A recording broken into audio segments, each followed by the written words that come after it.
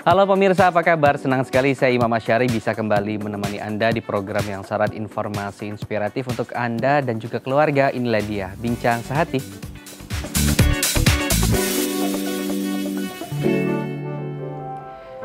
Pemirsa Bincang Sehati, di tengah kondisi COVID seperti sekarang ini, di pandemi COVID-19, banyak sekali gejala-gejala tentang COVID-19 yang muncul dalam diri kita. Salah satunya yang sekarang banyak diidentifikasi oleh masyarakat adalah panas, terus kemudian juga flu dan beberapa gejala lainnya. Tetapi ada juga penelitian baru yang menemukan bahwa ternyata delirium ini menjadi salah satu tanda gejala COVID-19 yang kemudian muncul. Meskipun memang saat ini belum banyak ditemukan di Indonesia, tapi di negara-negara seperti Eropa sudah ada beberapa penelitian yang merilis gitu hal tersebut. Nah, kemudian bagaimana gangguan delirium ini kemudian menjadi salah satu gejala dari COVID-19.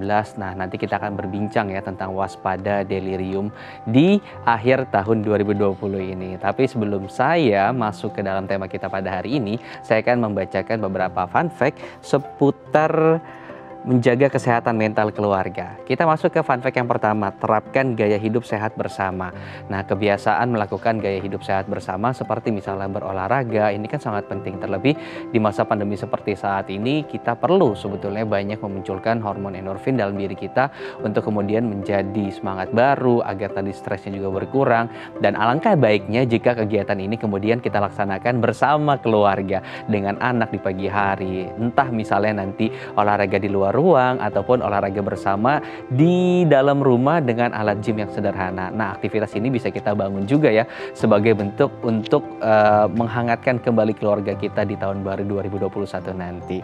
Kita masuk ke fun fact yang kedua adalah tetap saling terhubung.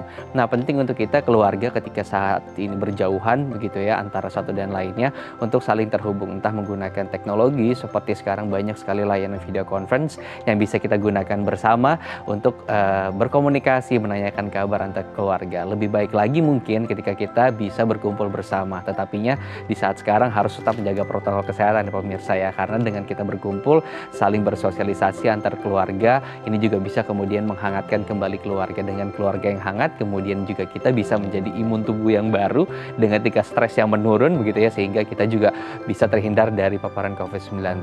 Kita masuk ke fun fact yang ketiga adalah berbelas kasih dan saling melayani. Nah, ini penting ketika di keluarga kan kita tahu ada hierarkinya, ada kakak, kemudian ada adik, ada orang tua, ada kakek, nenek gitu. Alangkah baiknya ketika kita sebagai kakak juga tetap melayani adik kita dan juga kita juga sebagai adik melaksanakan kewajiban kita untuk hormat terhadap yang lebih tua. Nah, hal seperti ini harus saling bersinergi begitu satu sama lain, tidak serta-merta hierarki yang lebih tinggi kemudian merasa harus dilayani, tetapi juga kita dalam keluarga sebagai yang lebih tua juga harus bisa menyayangi dan juga melayani adik-adik kita. Oke, kita masuk ke fun fact yang keempat, belajar hal baru bersama.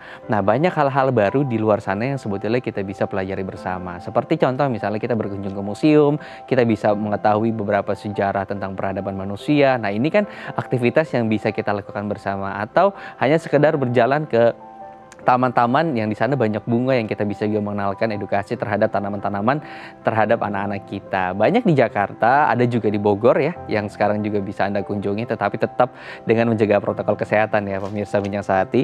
Kemudian kita masuk ke fun fact yang kelima adalah jangan malu meminta bantuan. Seringkali kita merasa gengsi untuk meminta bantuan terhadap saudara kita sendiri gitu. Padahal sebetulnya kita sebagai makhluk sosial tidak bisa hidup sendiri. Terkadang juga kita tidak bisa menyelesaikan masalah itu sendiri. Terlebih ketika masalah tersebut sebetulnya muncul dari keluarga. Nah, perlu musyawarah bersama keluarga dan ini harus dimulai dengan komunikasi, dengan meminta bantuan terhadap keluarga dan juga meminta saran terhadap orang-orang atau saudara atau kerabat kita. Nah, itu dia tadi 5 fun fact seputar bagaimana kemudian menghadirkan atau menjaga kesehatan mental keluarga. Nah, di segmen selanjutnya saya akan berbincang tentang waspada delirium. Terlebih penelitian terbaru di Eropa adalah bahwa delirium ini menjadi salah satu gejala dari COVID-19. Seperti apa nanti kita akan berbincang dengan pakar ya pemirsa Bincang Sehati. Untuk Anda yang tertarik dengan tema kita pada pagi hari ini, Anda bisa menghubungi kami di 021 290 32644 atau bisa melalui Instagram kami di @bincangsehati.tv. Kita harus jeda dulu, tetap bersama kami di Bincang Sehati.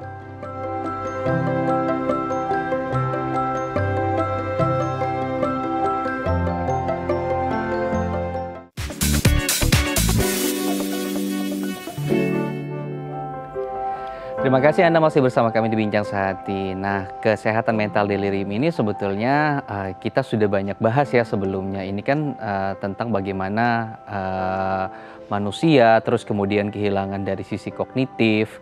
Ini juga diakibatkan oleh obat-obatan ataupun alkohol. Nah, tapi ternyata di era sekarang COVID-19 ada ditemukan pasien COVID yang kemudian mengalami gejala seperti ini. Nah, ini kan terjadi di Eropa. Kita tidak tahu sebetulnya ada atau tidak di Indonesia karena penelitian juga masih belum masif dan mungkin kita tunggu nanti hasilnya. Nah, tapi penting kemudian kita bahas bersama seperti apa sih kesehatan mental delirium ini, bagaimana kemudian gejala-gejalanya dan apa yang harus kita waspadai. Nah, untuk membahasnya kita telah terhubung dengan Dr. Jimmy Alexander, spesialis saraf dari Mandiri Center Stroke and Neuro Rehabilitation Clinic. Saya akan sapa, selamat pagi Dr. Jimmy.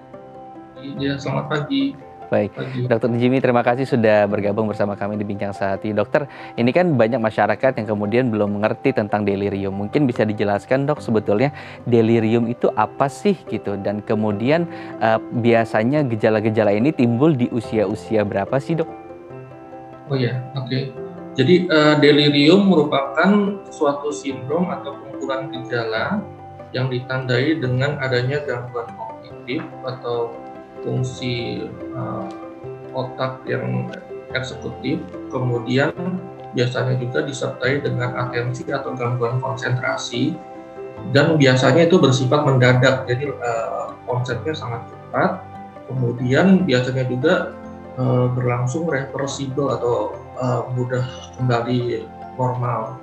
Nah, ini tadi gejalanya paling sering pada usia lanjut, terutama pasien-pasien yang sudah mengalami gangguan fungsi otak, dan juga biasanya kita temukan juga pada pasien yang sudah mengalami penyakit akut seperti stroke, kemudian pasien yang sedang dirawat di rumah sakit, misalkan setelah operasi, setelah mengalami pembiusan umum atau general anestesi, atau misalkan pada pasien-pasien yang mengalami infeksi, seperti itu. Oke, baik. Nah, kemudian delirium ini biasa disebabkan oleh apa, Dok? Apakah karena memang konsumsi obat ataupun juga memang karena konsumsi alkohol, atau ada kemudian faktor lain yang kemudian memunculkan penyakit delirium ini? Iya, jadi delirium itu dapat disebabkan oleh beberapa hal. Nah, itu salah satunya memang tadi sudah disebutkan ada penggunaan alkohol pada beberapa pasien, atau misalkan ada penggunaan zat-zat psikoaktif atau kayak narkoba gitu juga bisa. Nah, tapi kalau yang paling sering ya yang kita temukan itu pada pasien lansia atau lanjut usia, biasanya akibat proses degeneratif atau proses penuaan. Nah, biasanya kalau pada kita lakukan pemeriksaan imaging atau scan bisa ditemukan adanya brain atrophy atau pengeributan otak. Kemudian bisa juga akibat proses inflamasi atau peradangan pada otak, misalkan encephalitis atau ada meningitis. Kemudian biasanya juga ada pada pasien-pasien mengalami ketidakseimbangan neurotransmitter atau gangguan neurotransmitter atau fungsi di otak, misalkan pada pasien depresi, ansietas, atau yang sudah lebih berat mungkin psikosis juga bisa. Kemudian pada pasien mengalami yang ada gangguan metabolik ya, seperti diabetes, sudah hiperglikemi atau gula darahnya tinggi, ataupun yang mengalami gula darahnya turun atau hipoglikemi juga bisa. Kemudian juga kita sering temukan di kasus-kasus juga pada pasien yang mengalami gangguan tidur, seperti insomnia, kemudian pasiennya sulit tidur dan akan mengakibatkan gangguan pada fungsi otaknya, sehingga nanti timbul gejala-gejala delirium. Kadang-kadang juga pada pasien yang mengalami gangguan pernapasan saat tidur, misalkan ada tidurnya mendengkur atau tidurnya ada henti nafas saat tidur. Nah, itu bisa juga pada saat siang harinya gampang ngantuk atau kehilangan fungsi kognitif, menyerupai gejala delirium. Mungkin seperti itu. Baik. Nah, Untuk kehilangan fungsi kognitifnya ini, bagaimana kita membedakannya dengan pikun gitu? Karena terkadang kan ada orang tua juga yang ketika kita ajak bicara tidak fokus di pembicaraan awal, mungkin fokus, kemudian ketika masuk ke segmen yang berikutnya mulai tidak fokus. Bagaimana kita membedakan tadi kehilangan fungsi kognitif tadi antara pikun dengan gejala delirium, Dokter Jimmy? Oh iya, oke. Nah tadi untuk gejala pikun biasanya dia sifatnya tidak mendadak ya, jadi perlahan-lahan. Sedangkan kalau delirium itu konsepnya kejadiannya sangat cepat. Jadi pasien biasanya misalkan baru-baru saja diajak ngomong nyambung, ternyata beberapa saat kemudian tiba-tiba nggak nyambung gitu. Nah itu bisa menjadi penanda gejala delirium tadi. Jadi sifatnya konsepnya mendadak atau lebih cepat. Sedangkan kalau pikun biasanya konsepnya perlahan. Pelan-pelan gitu ya, lama-lama misalkan semakin tua makin mudah lupa dan akhirnya sampai ke tahap yang lebih berat ke arah demensia atau kepikunan. Nah, terus kemudian yang gejala yang lain biasanya kalau delirium itu misalkan penyebabnya kita perbaiki, misalkan gangguan metabolismenya kita perbaiki, gula darahnya kita perbaiki, nanti sifatnya reversibel. Terus kemudian misalkan penyebabnya karena sirkulasi atau oksigenasi ke otaknya nggak lancar, kita perbaiki sirkulasinya biasanya akan membaik gitu.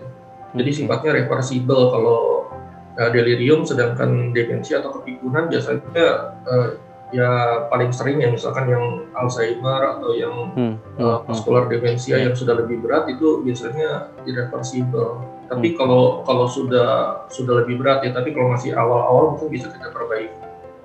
Oke. Jadi ketika itu munculnya mendadak, bisa langsung diantisipasi gitu ya. Kalau misalnya itu adalah delirium. Berbeda dengan kepikunan yang dia mungkin bertahap gitu ya. Naik usia, terus kemudian semakin naik gitu. Berbeda dengan delirium. Baik. Kalau misalnya dengan kabut otak seperti itu, brain fog ini bagaimana membedakan antara delirium dengan brain fog tadi? Oh iya. Untuk delirium dengan brain fog ya, jadi delirium itu memang sifatnya merupakan kelainan proses di otak. Nah tadi yang penyebabnya tadi yang sudah saya sebutkan tadi, jadi ada beberapa faktor. Sedangkan kalau brain fog itu dia sifatnya hanya terutama gangguan pada fungsi atensinya saja ataupun fungsi untuk eksekutifnya. Tapi biasanya kalau brain fog ini gejalanya hanya sesaat, kemudian ya agak mirip kayak delirium, tetapi kalau brain fog itu biasanya lebih ringan ya, jadi pasien masih bisa melakukan aktivitas. Tapi kalau delirium ini biasanya pasiennya sudah mengalami kelelahan, kemudian kognitifnya sudah jauh menurun, kemudian ya sifatnya itu langsung mendadak. Sedangkan kalau brain fog dia sama juga sih kayak demensia stepwise, tapi kalau delirium konsepnya sangat cepat ya. Kalau yang brain fog biasanya bertahap juga, tapi tergantung dari etiologinya tadi, dari penyebabnya tadi. Oke, baik. Wah, seru sekali perbincangannya, banyak kosakata baru yang bisa kita pelajari ini pemirsa Bincang Sehati. Menarik sekali. Nanti kita akan lanjut di segmen berikutnya nih ya, dokternya berbincang dengan Dokter Jimmy. Untuk Anda pemirsa yang ingin bertanya langsung ke Dokter Jimmy bisa menghubungi kami di 021 290 32644 atau bisa melalui Instagram kami di @bincang_sehati.tv. Kita akan kembali usai jeda berikut, tetap bersama kami di Bincang Sehati.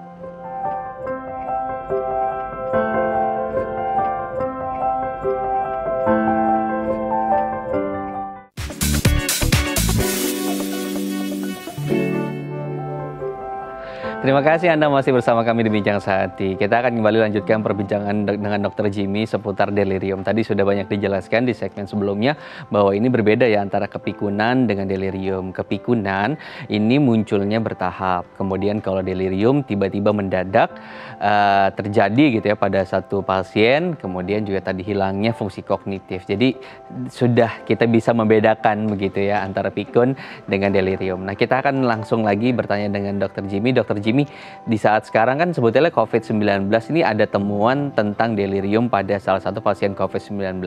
Nah, kemudian apa sih korelasinya gitu antara si virus ini dengan si delirium gitu? Apakah memang semua pasien yang memiliki yang terkena COVID-19 akan secara langsung mengalami yang namanya delirium, Dok?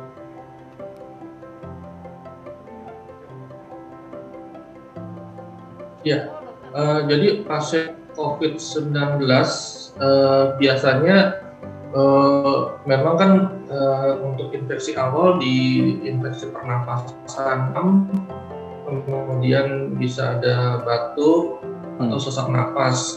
Nah, tapi yang agak dikhawatirkan itu jika infeksi COVID-nya mengenai sistem saraf pusat di otak. Nah, ini biasanya karena ada infeksi atau peradangan pada otak tadi.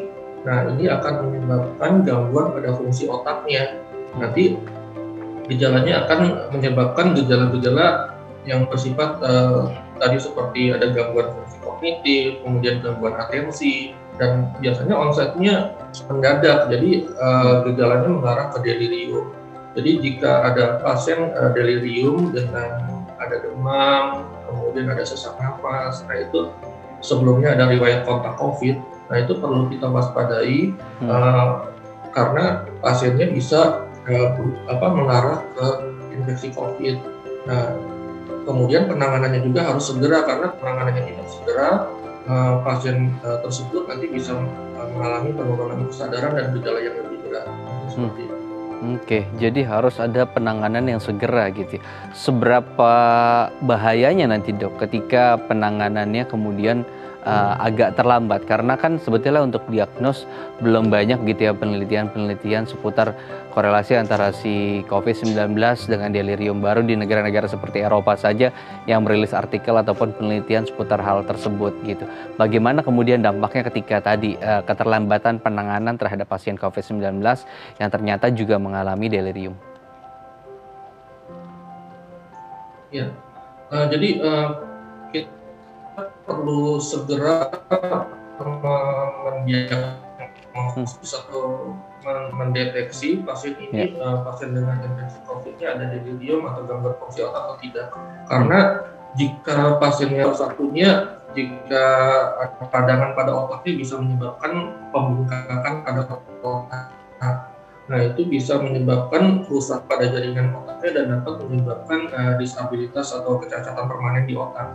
Kemudian yang lainnya juga, jika infeksi COVID ini kan menyebabkan gejala hipoksia atau gangguan oksigenasi pada pembuluh darah, dan juga dapat menyebabkan kekentalan darah yang meningkat. Nah, ini akan menyebabkan pembuluh darahnya akan terganggu dan dapat menyebabkan sumbatan pembuluh darah di otak, dan akan menyebabkan juga bisa mengarah ke gejala stroke.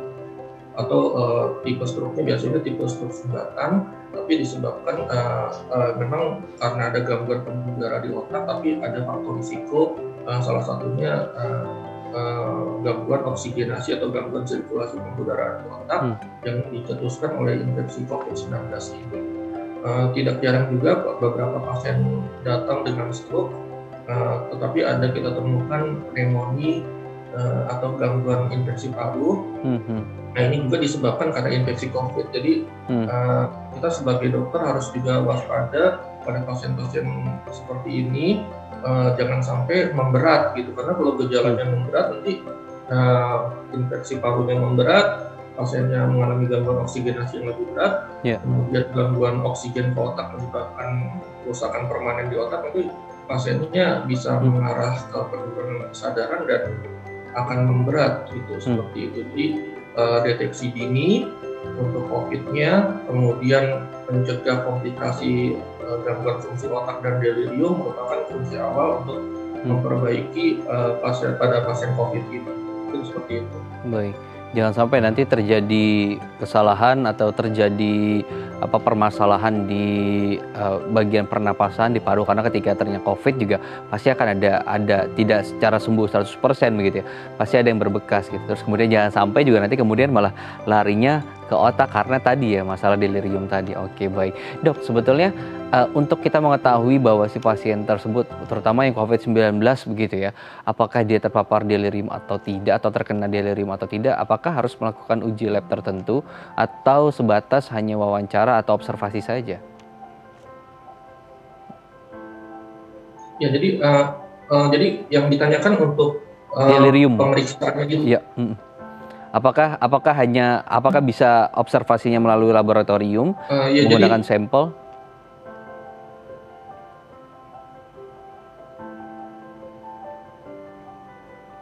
Ya. Oh iya, jadi untuk yang infeksi COVID-nya memang kita deteksi dengan pemeriksaan laboratorium. Jadi misalkan dengan rapid test atau swab PCR, nah itu untuk mendeteksi COVID-nya. Kemudian kita juga melakukan pemeriksaan imaging untuk parunya, apakah sudah ada infeksi di paru seperti ada pneumonia. Nah itu kita melakukan ronsen toraks atau CT scan toraks. Kemudian memang pada awalnya juga kita lakukan juga anamnesis atau pemeriksaan wawancara yang lebih khusus mendetail ke arah ada infeksi COVID atau kontak dengan COVID atau tidak. Itu merupakan kunci awal juga untuk analisis atau wawancara lebih awal yang mendeteksi ke arah COVID, dan juga yang penting juga tadi ke arah gejala delirium, apakah ada gangguan konsentrasi, kemudian gangguan fungsi kognitif atau berpikir ada gangguan atau tidak. Nah itu untuk melihat apakah sudah ada gejala-gejala yang mengarah ke arah gangguan fungsi otaknya. Nah, jika sudah mulai ada seperti itu, sebaiknya dilakukan pemeriksaan, misalkan CT scan untuk otaknya, melihat apakah sudah ada komplikasi otak, kemudian apakah sudah ada gangguan pembuluh darah di otaknya, misalkan sampai mengarah komplikasi ke stroke atau tidak. Karena kalau sifatnya gangguan fungsi di otaknya sudah lebih berat, nanti di ujungnya itu akan menyebabkan disabilitas atau kecacatan permanen, jadi yang agak mengkhawatirkan dan juga menyebabkan kualitas hidup pasien jadi menurun. Itu yang perlu kita waspadai.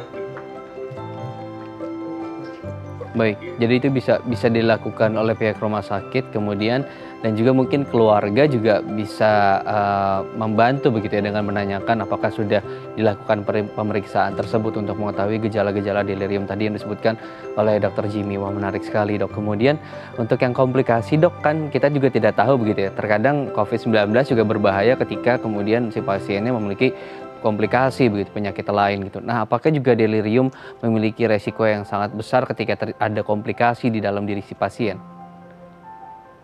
Ya, delirium ini memang sifatnya tadi mendadak ya. Jadi kita memang harus waspada jika ada gejala delirium ini, karena delirium merupakan gangguan fungsi di otak tadi, dan kita harus melakukan pemeriksaan lebih detail terhadap pasien delirium supaya untuk mencegah komplikasi lanjut gitu.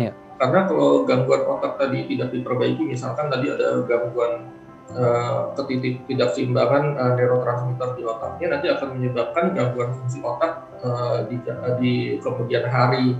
Misalkan ada kesulitan berpikir, kesulitan konsentrasi, kemudian untuk daya ingatnya yang menurun. Nah itu kan mengganggu aktivitas harian pasiennya nanti.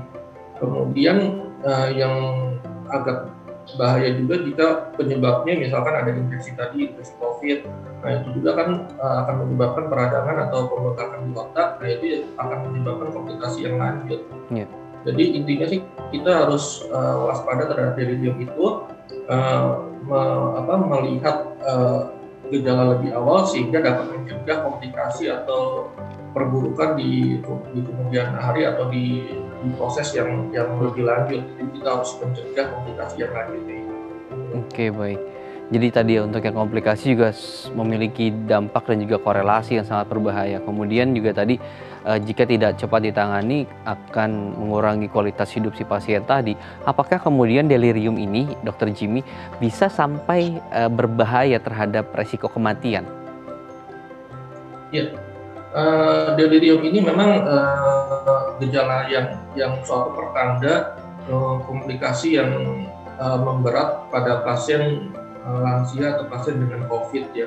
Karena delirium tadi kan kita bahas merupakan gangguan fungsi di otak, sedangkan fungsi otak itu merupakan fungsi yang penting untuk aktivitas harian kita. Nah, kalau misalkan delirium itu kita tidak perbaiki dan gangguan fungsi otaknya memberat, misalkan tadi seperti ada pembengkakan di otak, kemudian tekanan di dalam kepala meningkat, dan nanti ujung-ujungnya nanti akan menyebabkan komplikasi lanjut berupa istilahnya penekanan pada belakang otak di pusat pernafasan dan di pusat sirkulasinya, nanti bisa menyebabkan henti nafas atau gangguan pernafasan, kemudian dapat juga menyebabkan bisa henti jantung juga. Jadi sangat bahaya, tapi ini disebabkan karena tekanan intrakranial atau tekanan di dalam kepala yang meningkat. Nah, kemudian yang gejala yang lain juga yang agak mengkhawatirkan itu kalau infeksi COVID atau yang sudah infeksi COVID yang mengarah ke gangguan fungsi di otaknya sampai ke delirium tadi, menyebabkan gangguan pada aliran darah di otaknya. Nah, nanti bisa menyebabkan pembuluh darah otaknya tersumbat dan nanti akan menyebabkan pada area pembuluh darah otak yang tersumbat tadi terjadi gangguan atau kecacatan yang permanen, ataupun jika menyebabkan gangguan pada sumbatan pembuluh darah utama di otak bisa menyebabkan penurunan kesadaran sampai bisa menyebabkan gangguan otak permanen. Kadang-kadang juga bisa menyebabkan gangguan pembuluh darah pada pembuluh darah jantung, dan nanti bisa menyebabkan kematian penyakit jantung yang sifatnya mendadak juga. Nah, itu bisa menyebabkan kematian mendadak. Jadi intinya itu infeksi COVID memang kita tidak bisa pandang sebelah mata, dan kita memang harus waspada karena banyak sekali komplikasinya, terutama untuk otak ini yang gejalanya salah satunya delirium, dan delirium itu merupakan salah satu penanda atau warning sign untuk gangguan fungsi di otaknya. Jika ada gejala delirium, ya sebaiknya kita periksa lebih lanjut untuk fungsi otaknya, jangan sampai terjadi komplikasi yang lebih berat. Oke, baik. Jadi harus dilakukan observasi sedini mungkin. Wah, menarik sekali Dokter Jimmy. Sudah ada beberapa pertanyaan yang masuk, tapi nanti kita akan buka di segmen berikutnya ya. Untuk Anda juga pemirsa yang tertarik ingin bertanya langsung dengan Dokter Jimmy, bisa menghubungi kami di 021 290 32644 atau bisa melalui DM kami di Instagram kami di @bincang-sehati.tv. Saya harus jeda dulu. Tetap bersama kami di Bincang Sehati.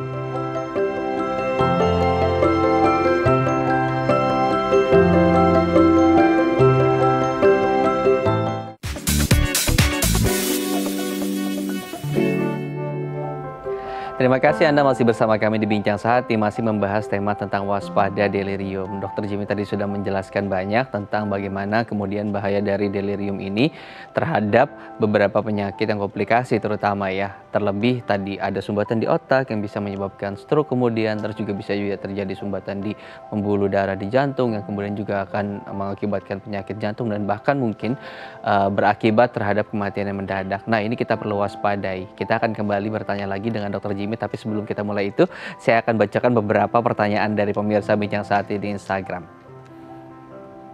Baik, oke.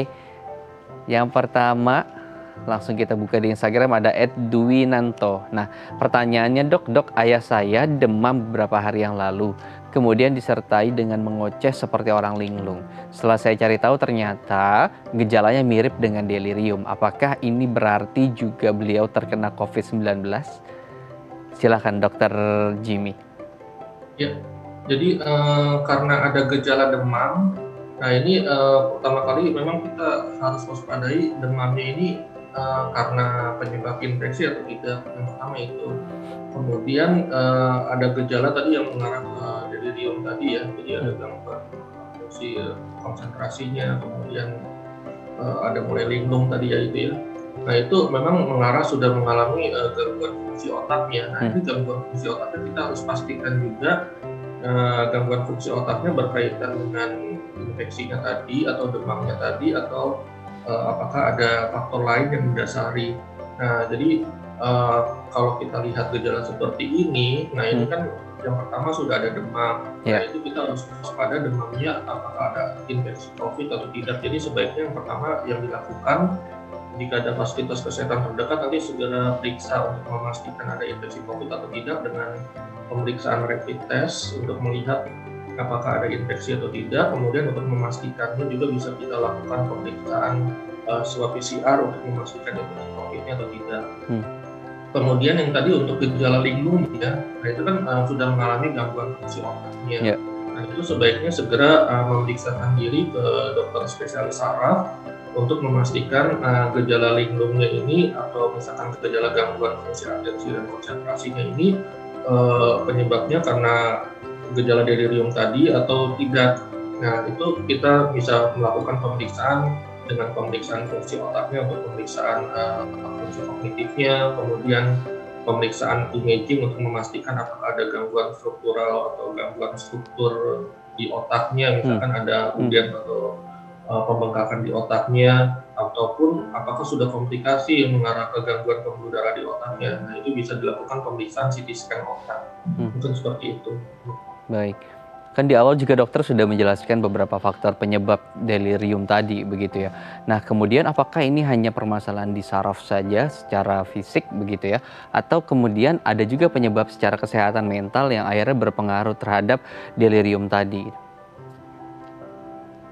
Ya, jadi untuk yang gangguan fungsi mental atau gangguan deliriumnya itu memang mengarah ke gangguan fungsi di otak. Jadi kita harus segera memeriksa untuk fungsi otaknya tadi, supaya jangan sampai terjadi komplikasi lanjut di otaknya. Itu seperti itu. Oke, baik. Nah, untuk kita sama-sama mencegah gitu terjadinya delirium terhadap diri kita, apa sih gaya hidup sehari-hari yang kemudian bisa kita terapkan nih dok untuk sebagai upaya begitu ya pencegahan dari delirium tadi gitu? Ada nggak sih upaya-upaya yang kemudian bisa kita lakukan agar mencegah hal tersebut? Ya, jadi untuk mencegah delirium tadi ya kita harus menjaga pola hidup kita. Jadi yang pertama untuk fungsi otak yang baik kita perlu asupan nutrisi atau gizi yang baik. Jadi pola makan yang sehat, nutrisi yang cukup untuk fungsi otaknya perlu kita jaga. Kemudian yang kedua aktivitas fisik yang bagus untuk baik yang di otak adalah aktivitas fisik yang seimbang, tidak terlalu lelah, dan juga aktivitas fisik yang sifatnya menstimulasi di otak, misalkan melakukan aktivitas harian yang sifatnya menstimulasi otak untuk berpikir yang normal. Jadi kita juga dapat melakukan misalkan ada senam atau aktivitas fisik yang sifatnya menstimulasi di otak, contohnya misalkan ada brain gym atau latihan vitalisasi otak, nah itu dapat dilakukan juga. Kemudian yang berikutnya otak juga memerlukan istirahat atau tidur yang cukup. Tidur yang cukup itu sekitar 6 untuk usia dewasa 6-8 jam sehari. Nah itu perlu dilakukan untuk menjaga fungsi restorasi atau pemulihan otaknya. Tidur yang cukup dapat memperbaiki fungsi dan keseimbangan di otaknya. Dan juga untuk tidurnya kita perlu lihat juga kualitas tidurnya baik atau tidak. Nah itu bisa dilihat dari tidurnya apakah ada gangguan tidur di malam hari, misalkan sering terbangun di malam hari atau ada buang air kecil di malam hari. Jika ada gejala seperti itu sebaiknya diperiksa, karena kalau misalkan tidurnya sering terbangun, ada buang air kecil di malam hari, itu biasanya ada fragmentasi tidur atau tidur yang kedalaman tidur yang terganggu. Nah itu bisa mengganggu pemulihan fungsi atau restorasi fungsi di otaknya. Salah satunya juga penyebabnya itu bisa terjadi gangguan pernapasan pada saat tidur, misalkan ada mendengur atau ada henti nafas saat tidur. Nah itu perlu diperiksa lebih lanjut, karena kalau ada gangguan pernapasan dan oksigenasi ke otak nanti akan menyebabkan gangguan fungsi otaknya juga. Dan yang terakhir dan yang paling penting ya memang itu harus berpikir positif dan juga berserah pada Tuhan, karena dengan berpikir positif dan berserah pada Tuhan juga fungsi otak kita juga jadi lebih baik. tidak jauh dari pikiran negatif, kemudian banyak hormon-hormon yang sifatnya menstimulasi dan membuat fungsi otak lebih baik. Dengan berpikir positif yang baik, fungsi otak kita juga terjaga dan fungsi-fungsi di otak itu menjadi lebih baik. Sedangkan kalau orang yang berpikir negatif atau misalkan cemas atau ada gelisah, nah itu bisa terjadi ketidakseimbangan neurotransmitter atau fungsi di otak. Nah itu akan menyebabkan gejala-gejala gangguan fungsi di otak yang lebih lanjut. Jadi mulai berpikir positif merupakan salah satu adalah faktor yang bisa memperbaiki fungsi di otaknya. Dan yang tadi yang faktor yang lain juga seperti nutrisi, aktivitas dan pola tidur juga harus kita jaga. Jadi secara tadi asupan, nutrisi, kegiatan yang berimbang, pola hidup sehat mulai dari tidur juga harus pas 6 sampai dengan 8 jam. Dan ketika terjadi gangguan gangguan tidur, pernapasan, mendengkur, nah ini jangan diremehkan, harus segera dilakukan pemeriksaan, datang langsung berkonsultasi dengan dokter ahli syaraf untuk kemudian mengetahui apa yang terjadi kemudian gitu. Ternyata berpikir positif juga penting ya dok ya. Nah ini mempengaruhi bagaimana kemudian tadi ya cara kerja otak kita, cara berpikir kita sehingga tidak begitu terbebani. Oke, apakah kemudian hal-hal seperti ini, delirium ini bisa terjadi kepada anak remaja di bawah 17 tahun atau bahkan anak-anak? Apakah mungkin hal-hal tersebut juga terjadi gitu, di anak-anak remaja? Ya, untuk anak-anak remaja atau usia dewasa muda juga gejala delirium itu juga bisa terjadi. Jadi delirium ini bisa yang paling sering penyebabnya itu bisa karena ada gangguan pola hidup yang tidak baik, yang misalkan aktivitas yang terlalu berlebihan, itu bisa menyebabkan gangguan fungsi di otaknya. Atau misalkan bisa karena stres di sekolah atau stres di pekerjaan, nah itu juga bisa menyebabkan gangguan atau ketidakseimbangan neurotransmitter di otak dan akan menyebabkan gejala delirium. Yang lain juga tadi seperti tadi yang saya sebutkan bisa ada gangguan pola tidur. Kadang-kadang apalagi di masa pandemi ini penggunaan sosial media dan handphone banyak juga yang berlebihan sampai pada malam hari sehingga menyebabkan gangguan pola tidur. Nah, gangguan pola tidur juga dapat menyebabkan gangguan fungsi di otak tadi. Nah, itu di siang hari akan bisa menyebabkan juga gejala delirium atau gangguan fungsi di otak. Kemudian pada beberapa misalkan pola pergaulan dan pola aktivitas yang kurang baik, misalkan ada penggunaan narkoba atau penggunaan alkohol pada usia dewasa muda juga dapat menyebabkan gangguan fungsi otak dan menyebabkan gejala delirium juga. Jadi kita perlu hati-hati lanjut jika ada gejala delirium atau fungsi di otak sebaiknya diperiksa lebih lanjut bisa ke dokter spesialis saraf. Nah yang paling terakhir juga pada infeksi COVID ini ya, karena di masa pandemi ini banyak sekali infeksi COVID yang sudah komplikasi di otak tadi seperti saya sebutkan tadi. Nah jika dia infeksi COVID ini sudah mengarah komplikasi ke gangguan fungsi otaknya, jelas akan menyebabkan gangguan delirium. Dan infeksi COVID ini memang bisa menyerang semua usia, baik dari anak sampai dewasa sampai lansia. Jadi kita perlu waspada terhadap infeksi COVID ini. Jadi salah satunya dengan melakukan 3M tadi, memakai masker, menjaga jarak, mencuci tangan, ataupun menjaga pernafasan kita jangan sampai terkena infeksi COVID. Seperti itu. Jadi jangan merasa aman karena tadi ya anak-anak, remaja, dewasa muda, kemudian lansia juga bisa kemungkinan terpapar COVID-19 dan tadi ketika terpapar COVID-19 juga bisa kemudian implikasinya sampai dengan ke delirium. Wah, kemudian dok nanti di segmen berikutnya saya akan tanyakan terapi apa saja sih yang harus dilalui. Karena tadi kan delirium sebetulnya suatu yang mendadak dan kemudian bisa disembuhkan gitu ya dengan beberapa treatment dan juga terapi. Nah, nanti kita akan tanyakan dan kita akan bahas ya dok ya di segmen berikutnya. Untuk Anda pemirsa, kita harus jeda dulu, tetap bersama kami di Bincang Sehati.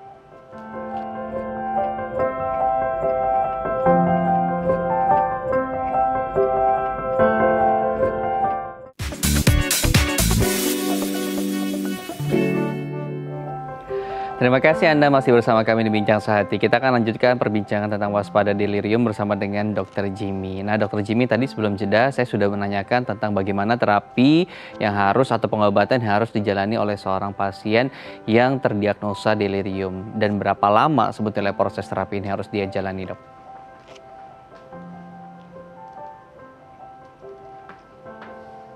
Pasien yang mengalami delirium. Ya, silakan, Dok. Ya, penanganan atau terapi yang dilakukan untuk pasien yang mengalami delirium. Jadi yang pertama itu kita harus memastikan penyebabnya. Penyebabnya ini dari etiologi atau penyebabnya tadi, apakah ada infeksi atau misalkan ada gangguan metabolisme tubuh ataupun ada gangguan ketidakseimbangan neurotransmitter di otaknya atau misalkan ada gangguan tidur. Nah, itu kita perlu memperbaiki underlying disease atau penyakit yang mendasarinya. Kemudian kita juga perlu melakukan terapi suportif atau istilahnya supportive treatment untuk mendukung supaya penyembuhan atau istilahnya pemulihan pasiennya lebih baik. Misalkan pada pasien yang mengalami hipoksia, kadang-kadang pada pasien COVID ini atau pasien delirium ada gangguan oksigenasi ke otaknya. Itu perlu pemberian support terapi untuk oksigenasi. Nah, oksigenasinya ini bisa kita berikan dari simple treatment seperti pemberian oksigen nasal nano, misalkan dengan oksigen simple 3 liter atau 4 liter per menit, atau misalkan jika pasien sudah mengalami gangguan pernafasan yang lebih berat, bisa diberikan pemberian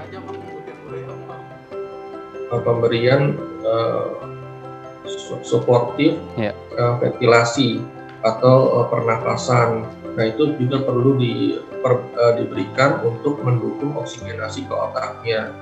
Kemudian yang berikutnya juga pada pasien-pasien delirium juga biasanya ada gangguan nutrisi. Nah, gangguan nutrisi ini bisa kita berikan nutrisi baik enteral ataupun parenteral dari infus atau nutrisi dengan diet makanan yang cukup kalori ataupun kebutuhan nutrisi yang misalkan ada kurang protein, kita perbaiki proteinnya, ataupun kalori yang kurang bisa kita perbaiki. Nah, kemudian yang penting juga untuk nutrisi ke otaknya bisa kita berikan pemberian nutrisi otak, misalkan suplemen untuk perbaikan otak, untuk perbaikan deliriumnya. Nah, itu ada banyak suplemen yang bisa kita berikan untuk menjaga fungsi otak yang lebih baik.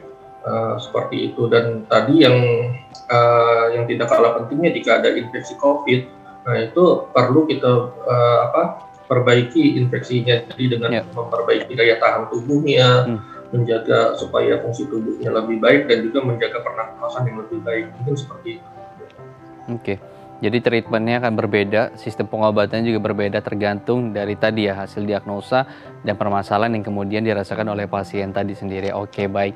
Tapi tetap ya, sebelum daripada mengobati lebih baik kita mencegah gitu, dan pencegahan tadi sudah disampaikan oleh dokter, dan kemudian ini juga terjadi tidak hanya lansia yang berpotensi, tapi kita juga dewasa, remaja sampai anak-anak juga memiliki potensi yang sama untuk terkena yang namanya delirium. Nah, kita akan membacakan beberapa tips nih untuk kemudian menjaga kesehatan tubuh kita terkait dengan delirium, baik itu untuk lansia ataupun untuk remaja dan dewasa. Kita akan masuk ke tips yang pertama, adalah rutin berolahraga.